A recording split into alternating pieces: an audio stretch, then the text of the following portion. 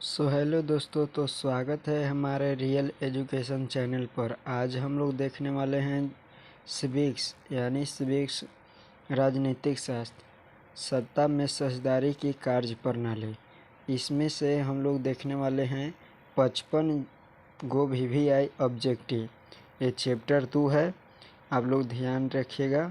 ये चैप्टर दूसरा का हम लोग जो है करने जा रहे हैं, और इसमें जो है यह जो हम लोग ऑब्जेक्टिव कर रहे हैं, जो 55 गो VVI, यह परीक्षा में जो ज़रूर लड़ेगा, ठीक है।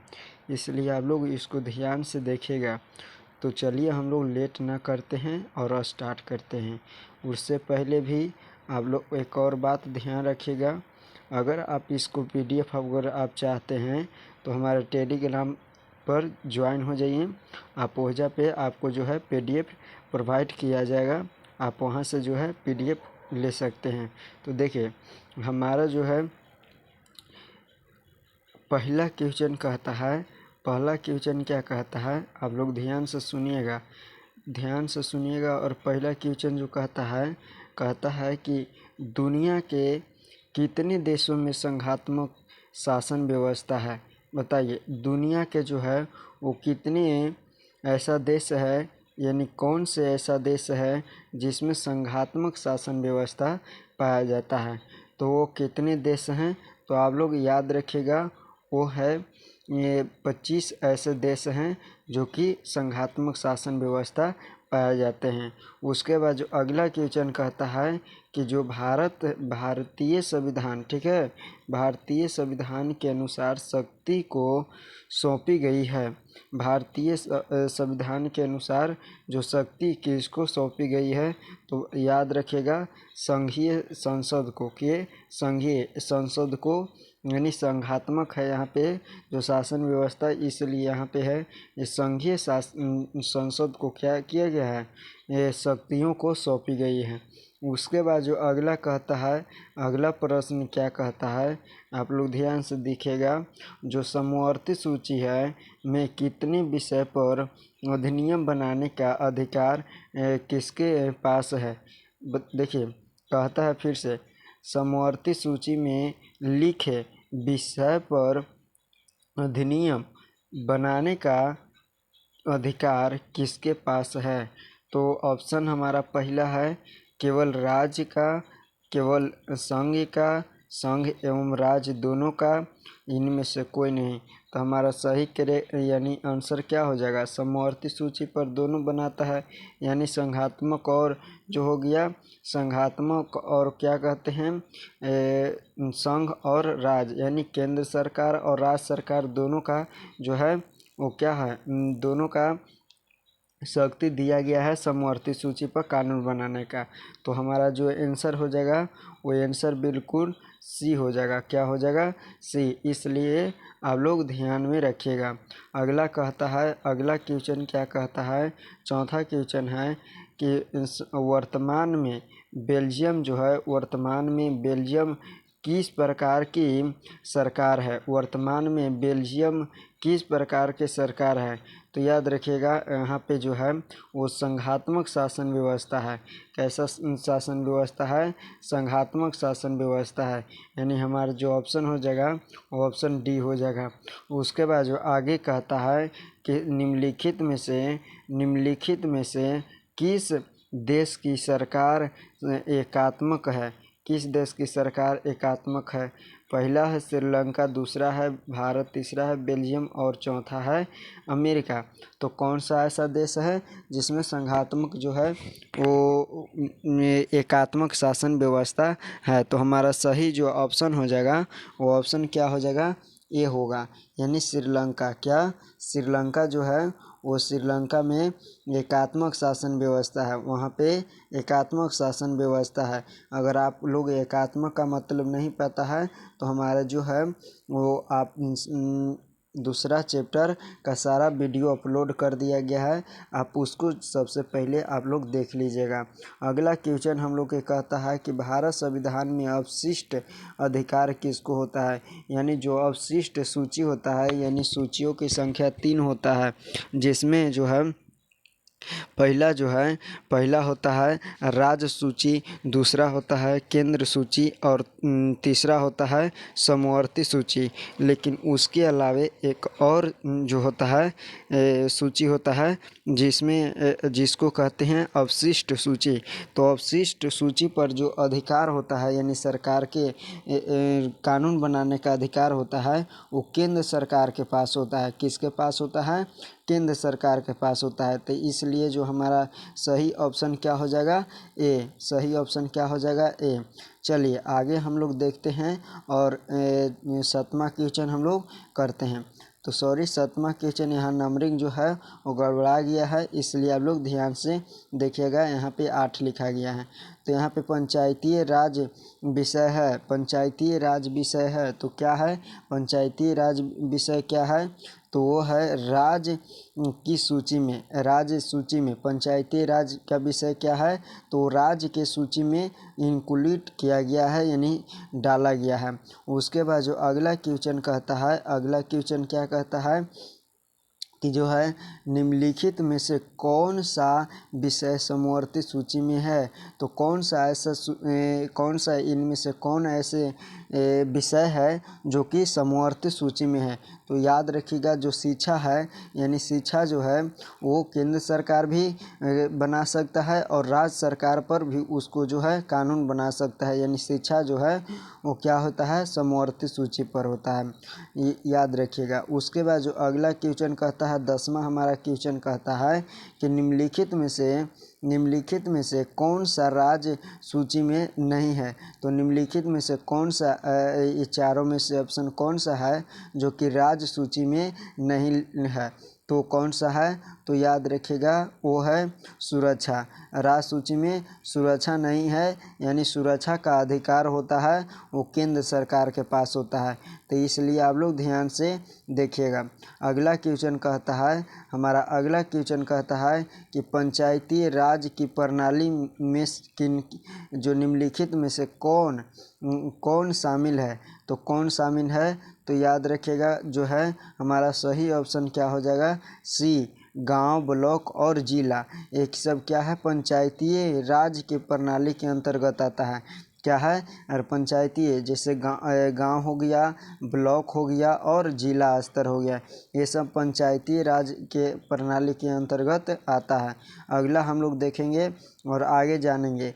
अगला क्वेश्चन कहता है कि जो अगला क्वेश्चन है कि संघ सूची में निम्नलिखित में से कौन से विषय शामिल है?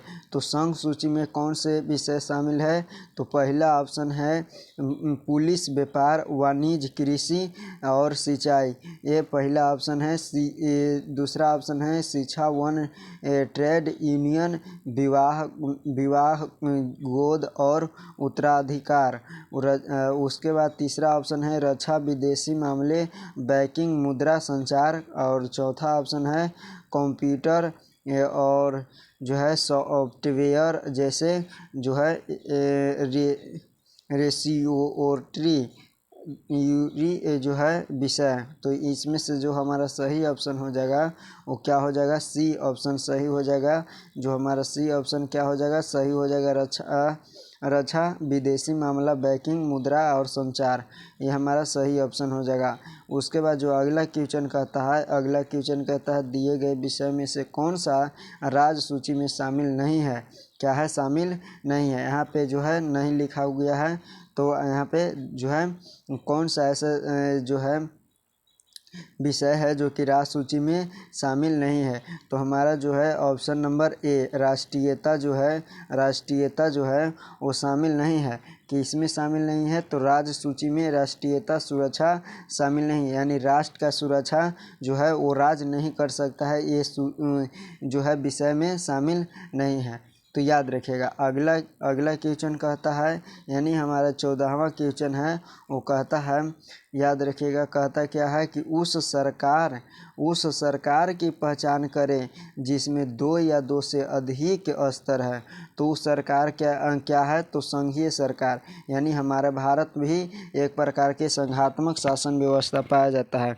हमारे भारत में कैसा शासन व्यवस्था पाया जाता है, संघात्मक शासन व्यवस्था पाया जाता है, क्योंकि यहाँ पे संघों का एक समूह है। क्या है, संघों का एक समूह है, इसलिए हमारे भारत में संघात्मक शासन व्यवस्था पाया जाता है। अगला कहता है, अगला क्या चीज़ है कि संघ सरकार की जो है कि विशिष्ट विशेषताओं को पहचान करे।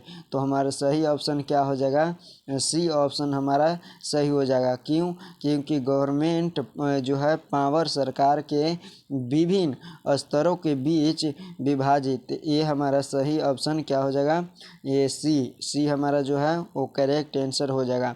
अगला हमारा जो क्वेश्चन कहता है, अगला क्वेश्चन आप लोग देखिएगा, ध्यान से सुनिएगा। और भारत के संविधान में है, तो भारत के संविधान में क्या है, तो भारत के संविधान में है केंद्र सरकार, केंद्र और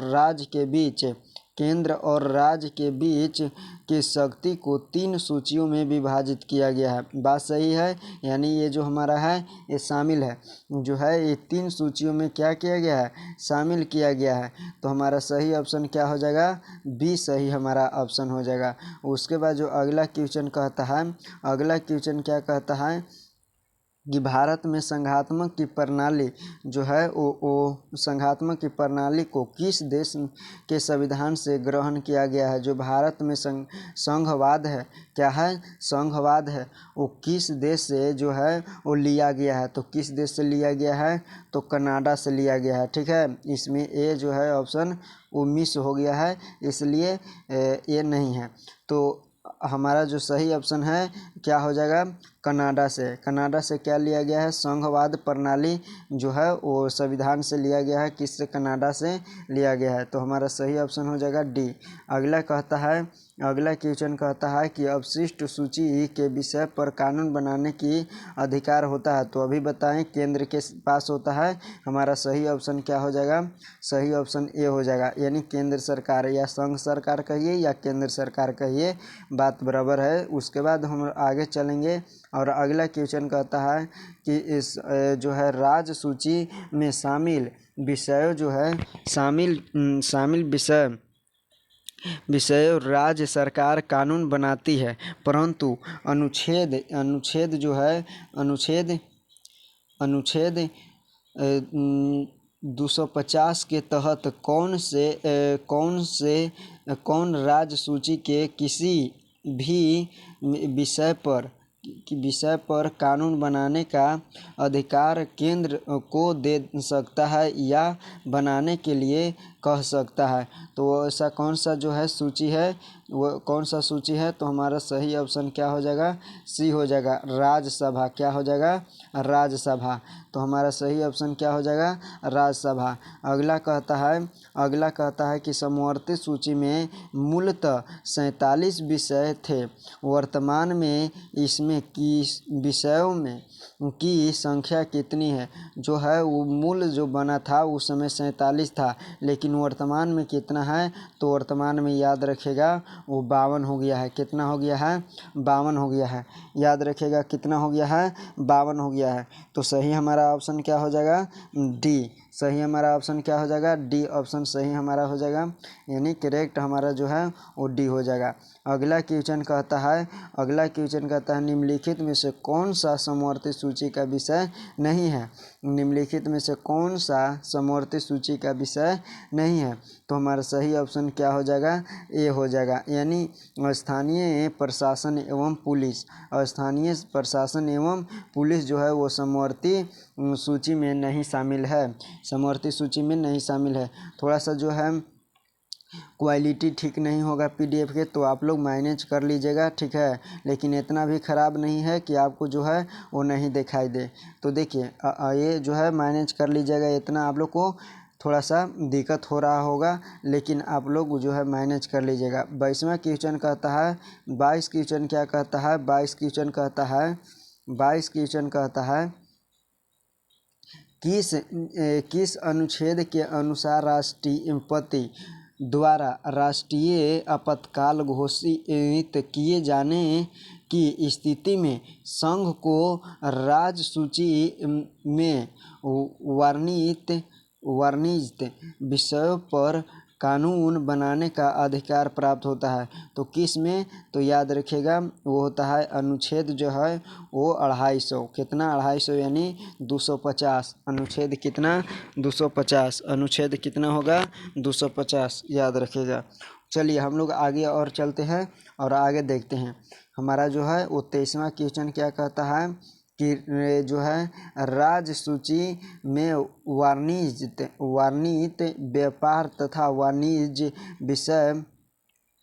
विषय पर कानून बनाने के लिए राज्य विधानमंडल में विधायिका पेश करने के पूर्व उस विधायक पर राष्ट्रपति की सहमति आवश्यक, यानी इसका जो हमारा सही ऑप्शन हो जाएगा यानी डी हो जाएगा। यानी हम लोग ये कह सकते हैं कि हाँ, यानी ये जो लिखा गया है ये सत्य बात लिखा गया है। उसके बाद जो आगे है कि वर्तमान में राज्य सूची में ये जो 61 विषय है, तो मूलतः राज्य सूची में कितने विषय थे?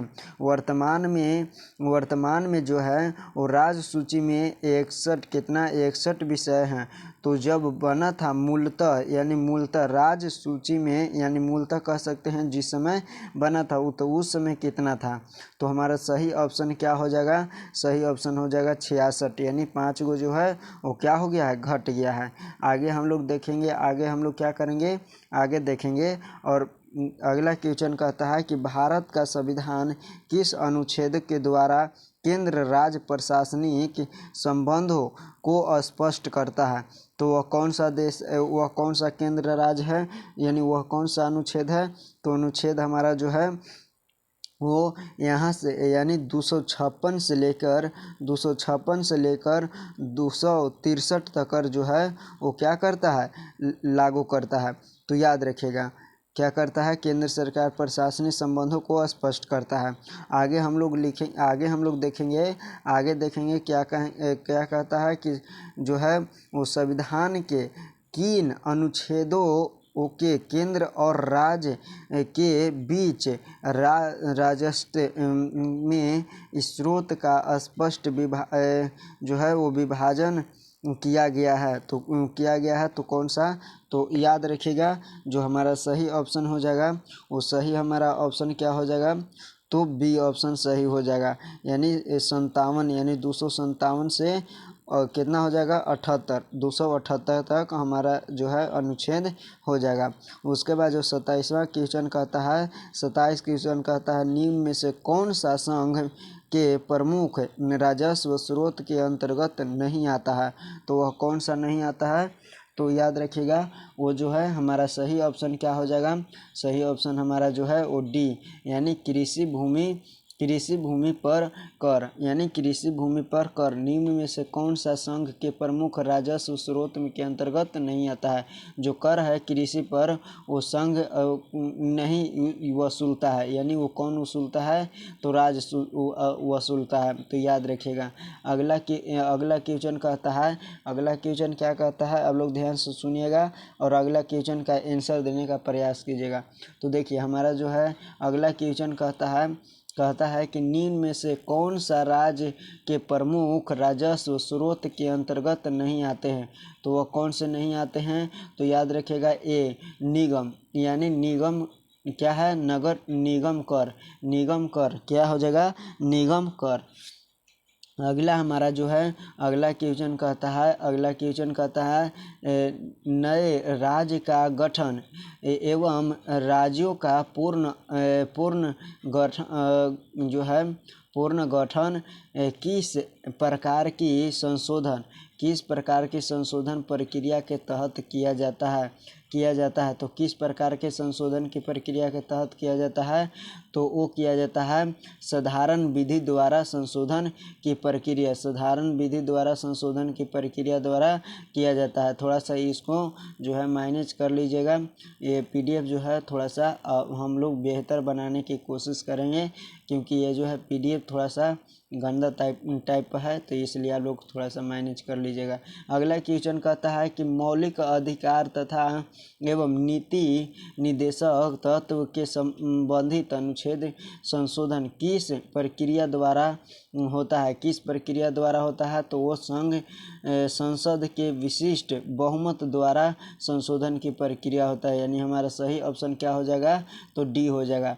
अगला क्वेश्चन क्या कहता है कि प्रशासनिक सुविधा आयोग में केंद्र राज्य संसदों के अध्ययन एवं सुझाव देने के लिए कौन सी समिति 1966 में नियुक्त की। उस नीति के संविधान में संशोधन किए बिना राज्य को अधिक स्वायत्तता प्रदान करने की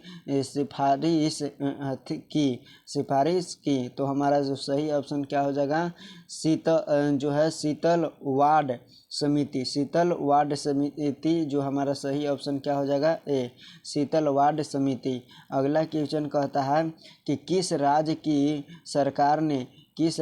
सरकार ने 22 सितंबर 1969 को डॉक्टर पी.बी. राजमनार की अध्यक्षता से राज्यों को अधिक स्वायत्तता प्रदान करने के लिए सुझाव देने हेतु जो है राजमनार समिति का गठन किया। तो वो कौन सा हमारा जो आंसर क्या हो जाएगा, तो बी हो जाएगा। यानी वो कौन सा राज्य है, तो वो तमिलनाडु है। क्या है, तमिलनाडु। हमारा जो बी ऑप्शन क्या हो जाएगा, करेक्ट हो जाएगा। अगला क्वेश्चन कहता है 33वां कहता है कि केंद्र राज्य संबंधित के संपूर्ण ढांचे पर विचार करने के लिए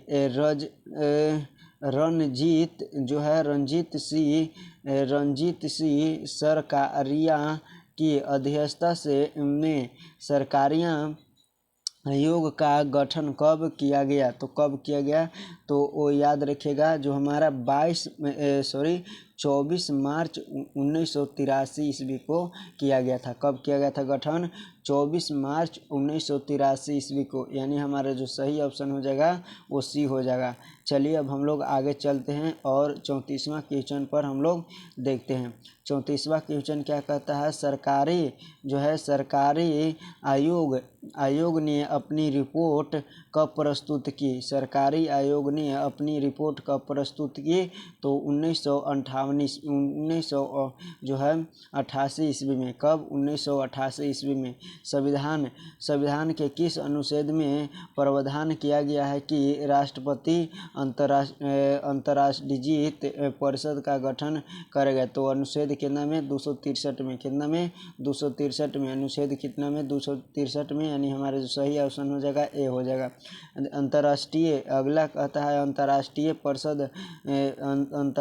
परिषद में कौन शामिल नहीं होता है। तो कौन शामिल नहीं होता है, तो हमारे सही ऑप्शन क्या हो जाएगा, सही ऑप्शन हो जाएगा बी। यानी सभी राज्यों के राज्यपाल शामिल नहीं होते हैं। कौन, तो सभी राज्यों को राज्यपाल।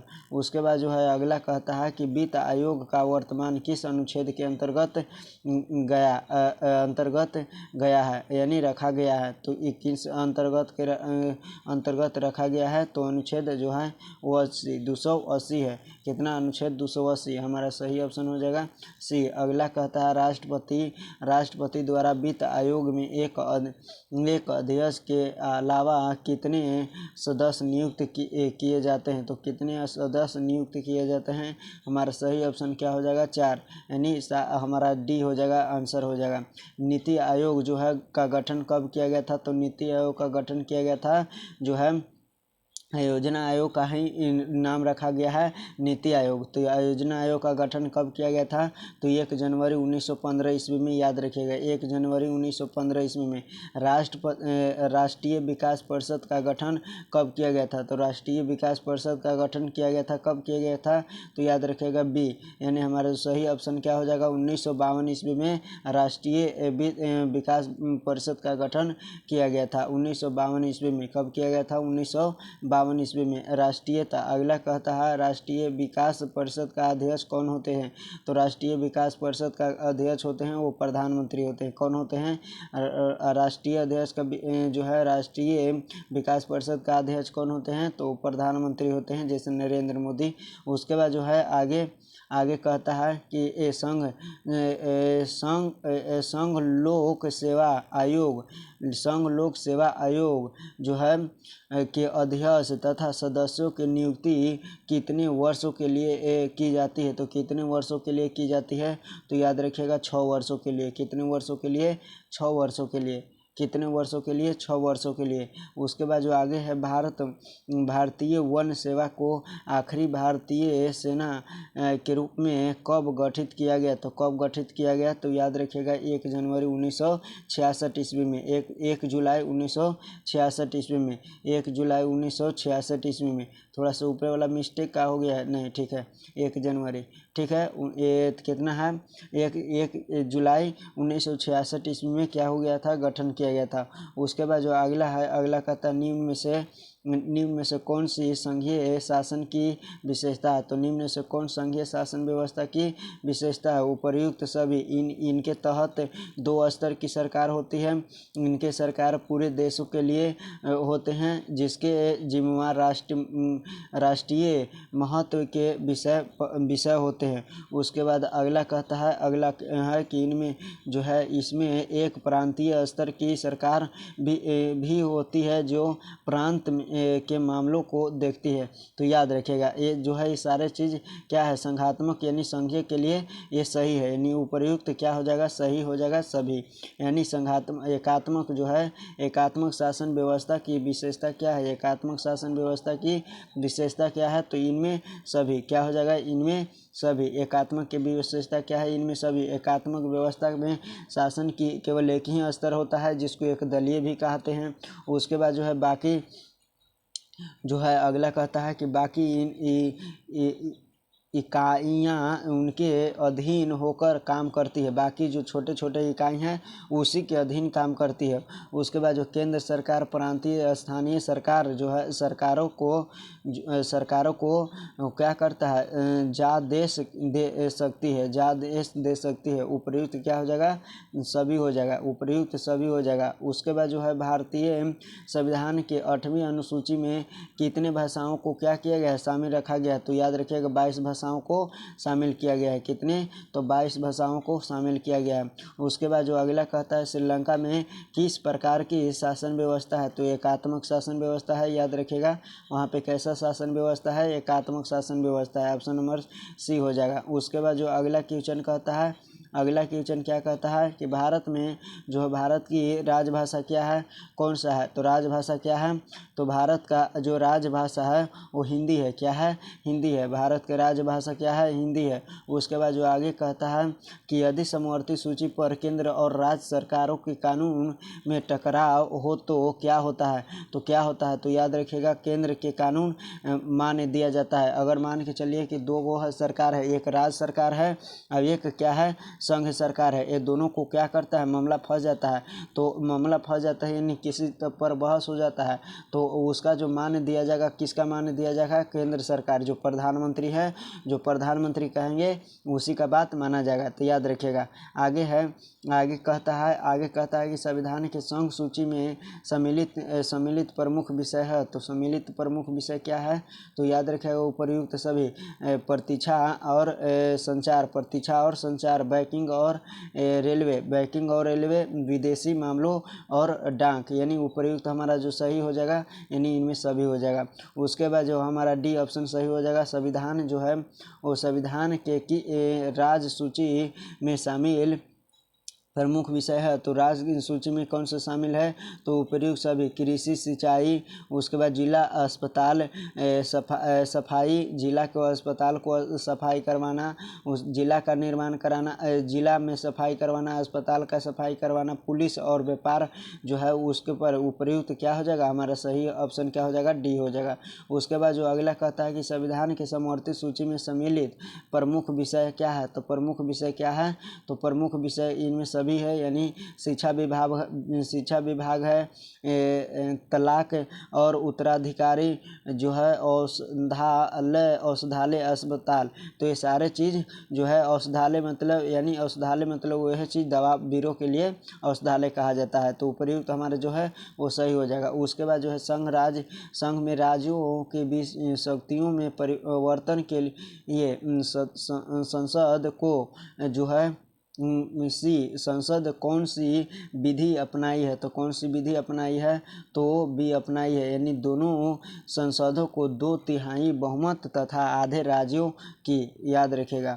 उसके बाद जो सबसे लास्ट क्वेश्चन हमारा कहता है कि भारत में हिंदी भाषा बोलने वाले लोगों को की संख्या कितनी प्रतिशत है, तो भारत में जो है हिंदी बोलने वाले की संख्या कितने प्रतिशत है, तो 25%। बाकी अन्य चीज़ बोलते हैं, अंग्रेजी बोलते हैं, तमिल बोलते हैं, बाकी छोटा छोटा जो है भाषा जो है अपने राजभाषा है वो चीज़ बोलते हैं। तो हिंदी जो है वो कितना बोलते हैं, 25% बोलते हैं। तो याद रखिएगा 25% क्या बोलते हैं, हिंदी बोलते हैं। तो हमारा जो है ये लास्ट क्वेश्चन था, ये लास्ट क्वेश्चन क्या हो जाता है, समाप्त हो जाता है। अब हम लोग देखेंगे थोड़ा सा आगे, हम लोग कुछ विशेष जानते हैं।